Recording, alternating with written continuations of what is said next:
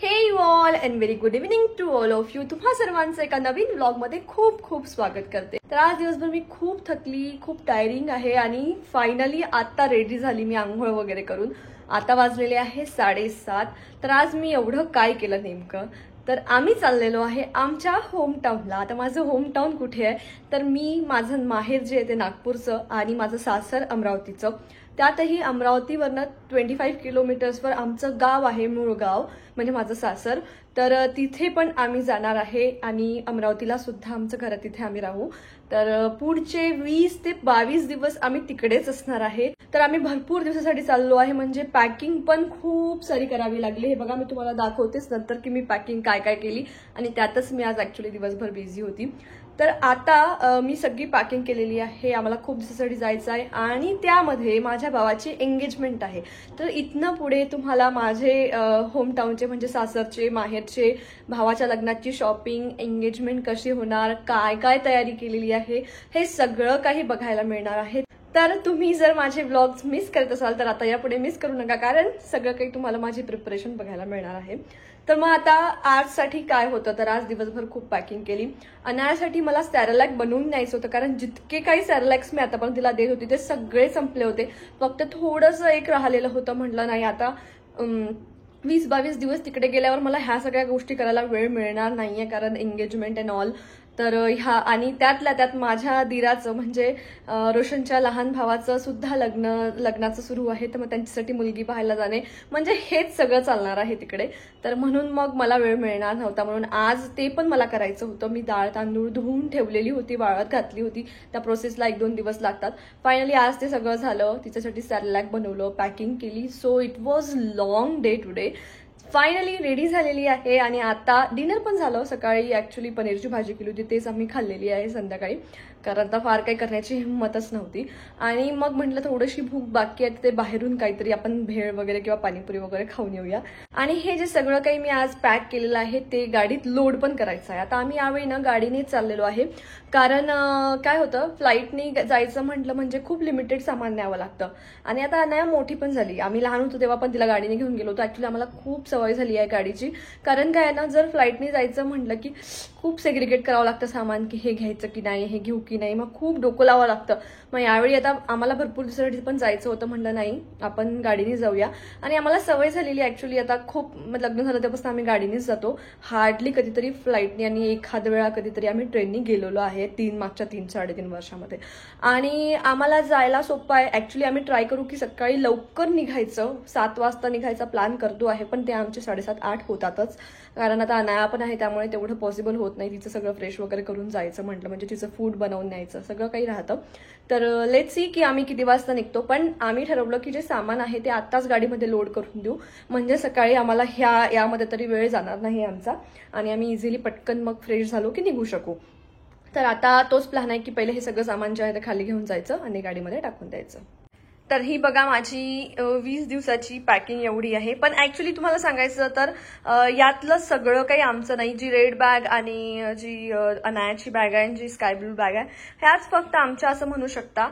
आणि एक्स्ट्रा एखादी ऍड करू शकता. बाकी सगळं न आम्हाला तिकडे द्यायचं. ते जे तुम्ही 2 बॅग्स दिसत आहे त्यामध्ये मी माझ्या मम्मीसाठी आणि सासूबाईंसाठी बॅग घेतलेली आहे, त्यांना गिफ्ट घेतलेलं आहे, तर ते मला त्यांना द्यायचं आहे. आणि या व्यतिरिक्त पण खूप साऱ्या गोष्टी आहेत तिकडे मला द्यायच्याच आहेत.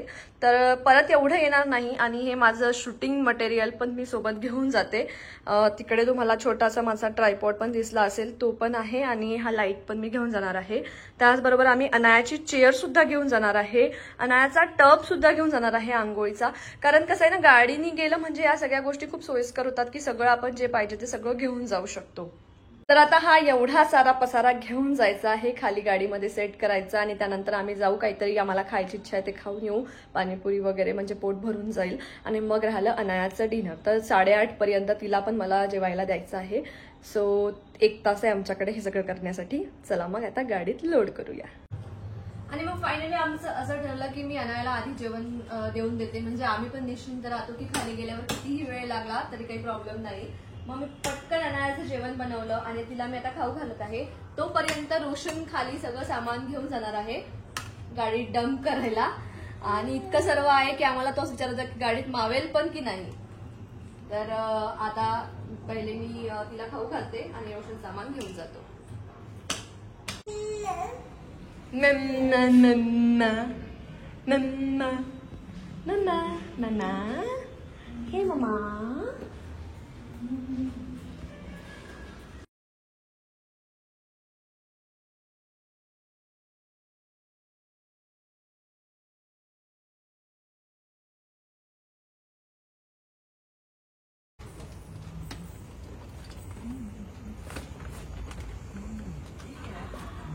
हे एवढीच फोल्ड होते का? हो हो. आणि इथे मी सगळ्यात आधी अनायाचं फूड रेडी करून घेतलं सकाळी उठल्या उठल्या. आणि 7 वाजून गेले ऑलरेडी. आम्हाला लेटच झालेला आहे. पाणी सुद्धा गरम करून घेतलं. आता बॉटलमध्ये भरून घेणार. हे नानू पण सकाळी उठून रेडी झालेला आहे. नानूला मस्त कपडे वगैरे चेंज करून दिले, डायपर चेंज करून दिलं, तिचं फूड बनवलेलं आहे. आणि आता 7 सव्वा 7 झालेले आहे आणि आम्ही निघतोय फायनली. लेट झाला तर आम्हाला ट्रॅफिक लागेल आणि फार वेळ होईल, म्हणून तसंच निघालेलो आहे फ्रेश होऊन हलकंसं. बाकी पुढे ब्रेकफास्ट वगैरे पुढे बघूया मग. चला. रात्री सगळं सामान गाडीत ठेवलं होतं तरी एवढं राहिलेलंच आहे, तर आता हे सोबत घेऊन जाणार आम्ही. आणि फायनली आम्ही निघालेलो आहे. आमची गाडी अशी पूर्ण मालवाहकासारखी भरलेली आहे. खूप सारं सामान घेतलेलं आहे. तरी अनायाचा टप काही घेता आला नाही, कारण खूप जास्ती भरली होती गाडी. म्हणजे बसायला सुद्धा जागा राहिली नसती, आमच्या अंगावर पडलं असतं मागमध्ये सामान. तर मग आता आम्ही निघालो फायनली. आम्हाला 7:45 झाले निघता सगळं करून निघताना, कारण अनायाचं फूड घेणे हे सगळ्या गोष्टी पण तेवढंच इम्पॉर्टंट होत्या. कारण म्हणून सगळं बनवून सगळं आता निघालेलो आहे. आणि छान झोप पण झाली, तर आता फ्रेश वाटतंय. आता बघू आम्ही रस्त्यात केव्हा कधी काय नाश्ता करतो आणि किती वाजता पोहोचतो, ते सगळ्यात महत्वाचं आहे. तर आम्ही ब्रेक घेत मस्त जातो.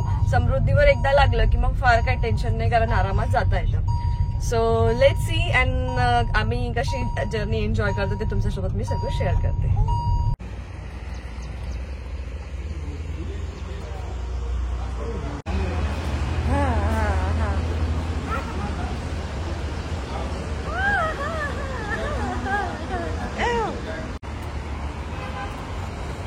नानू काय पाहिजे तुला? नानू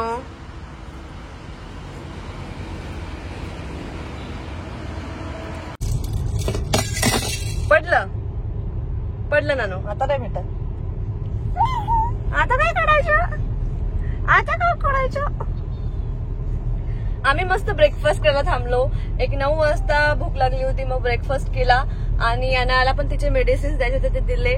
मॅमनी पोट्टी पण केली होती. मग ते सगळं क्लीन करून परत आम्ही निघालेलो आहे प्रवासाला. आता अनायाचं जेवण राहिलेलं आहे. तिला मी फीड केलं होतं गाडीत निघाल्या. तर आता तिला जवळपास 11-11:30ला जेवण द्यायला पाहिजे, तर तोपर्यंत ती फीडिंगवर राहू शकते. तर मग एक परत ब्रेक घेऊ आणि तिला मग जेवायला देऊ. सध्या तरी ती एकदम ओके आहे आणि खूप मस्त्या करते. माझ्या जवळ काही व्यवस्थित बसत नाहीये ती. तर आम्ही कार सीट आणलेली आहे, तर बघू. कारण एवढी 12 तासाची जर्नी म्हटल्यावर तिला माझ्याजवळ असं सांभाळणं खूपच अशक्य आहे. तर मध्ये आम्हाला वाटलं की नाही सांभाळणं शक्य, तर आम्ही मग तिला कार सीटमध्ये टाकणार आहे पहिल्यांदा.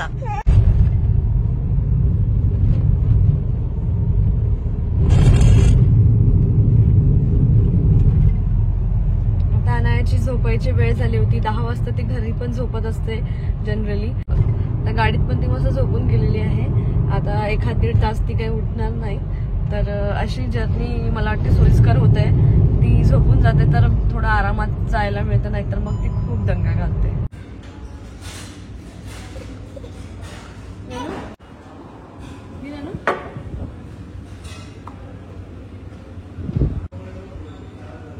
अनु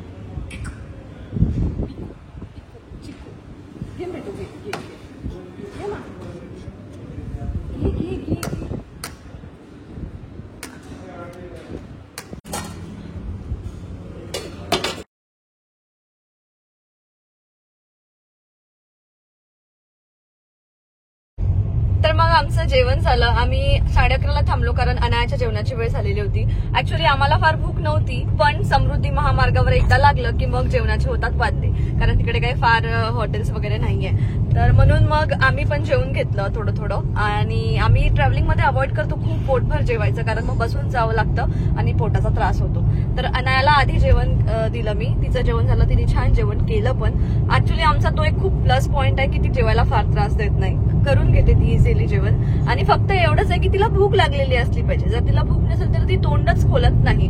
तर मी तेवढं एन्श्योर करते, बरोबर गॅप ठेवते जेवणामध्ये आणि मग बघते की आता भूक लागली असणार तेव्हाच तिला खायला देते, म्हणजे आम्हाला सुद्धा त्रास होत नाही. मग तिने जेवण केलं मस्त, आम्ही पण जेवण केलं. तर मग तिला छान फ्रेश केलं मी, तिचे कपडे वगैरे चेंज करून दिले आणि तिला औषध वगैरे दिली, सगळं झालं. आणि आता आम्ही निघालेलो आहे परत प्रवासाला. तर होपफुली लवकरच आम्ही आता समृद्धी महामार्गावर पोहोचणार आहोत आणि त्यानंतर मग प्रवास खूपच सुखमय होतो. ऍक्च्युली आम्ही विचार केला होता तिला कार सीट मध्ये टाकायचा, पण मला अजून काही त्रास वाटत नाहीये. थोडी ती उचलपुचल करत राहते पण तेवढं फाईन आहे, कारण मधून मधून ती झोपते. पण आता 1 तास ती खेळणार आणि शेड्यूल प्रमाणे ती झोपणार. तिला झोप आली की ती झोपतेच, तर मग मला एवढा काही त्रास होत नाहीये. तर जर झालाच तर मग आपण सीटचा उपयोग करू. तर मग आता पुढे काय अपडेट असेल, आम्ही कुठे काय थांबलो, काय आम्ही कशी जर्नी एन्जॉय करतो, तुम्हाला मग मी शेअर करते.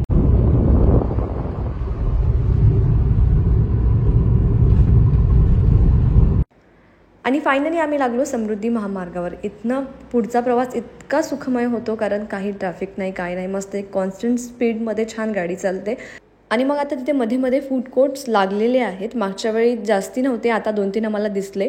तर मग आम्ही विश्रांतीसाठी थोडं थांबतो, म्हणजे कसं गाडीला पण रेस्ट मिळतं आणि आपल्याला पण. एकदम गाडी चालवून डोळ्यांना पण खूप त्रास होतो आणि असं इल्युजन झाल्यासारखं होतं, म्हणून आम्ही थांबतो.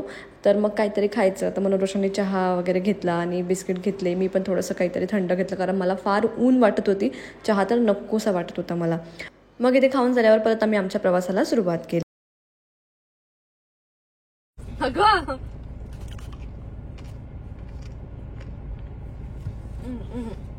This is not for you.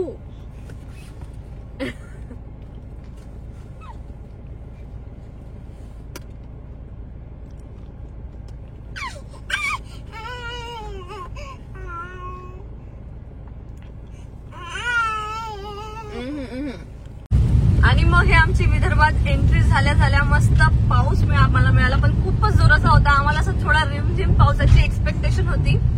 तर पाऊस खूपच जोराचा सुरू आहे आणि अनाया मॅडमचं काही आपला कारभार चाललेला आहे.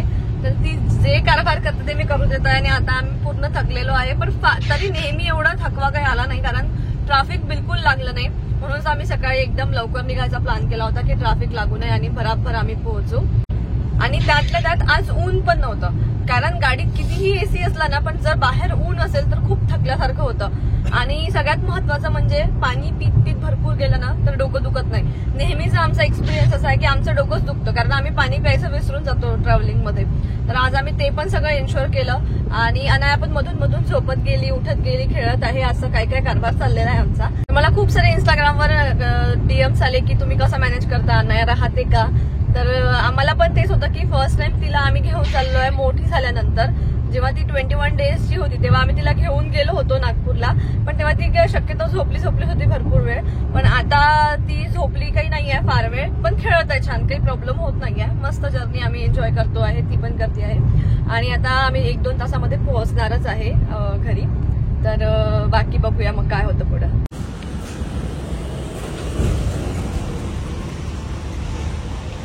नानू तुला पाहिजे का. आणि मग आम्ही पोहोचलो अमरावतीला आणि काका आम्हाला भेटायला आले होते बाहेरच. तर मग म्हटलं काहीतरी नाश्ता करून घरी जावं, कारण 6-6:30-7 वाजत होते. घरी लगेच स्वयंपाक झालेला नसणार होता, म्हणून आम्ही इथेच नाश्ता केला. तर मग बघायचं होतं की सगळ्यांजवळ जाते तेव्हा अनायाचे एक्सप्रेशन्स काय असते. तर ती काकांजवळ तर थोडी व्यवस्थित गेली, पण आजीजवळ गेल्यावर ती खूप रडली. ए नानू काकाजवळ गेली आहे.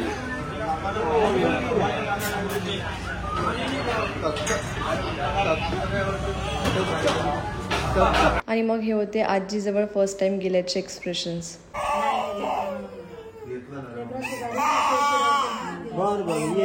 आणि अशा प्रकारे झाला मग आमच्या दिवसाचा शेवट. तर तुम्हाला आजचा व्हिडिओ कसा वाटला मला कमेंटमध्ये नक्की सांगा.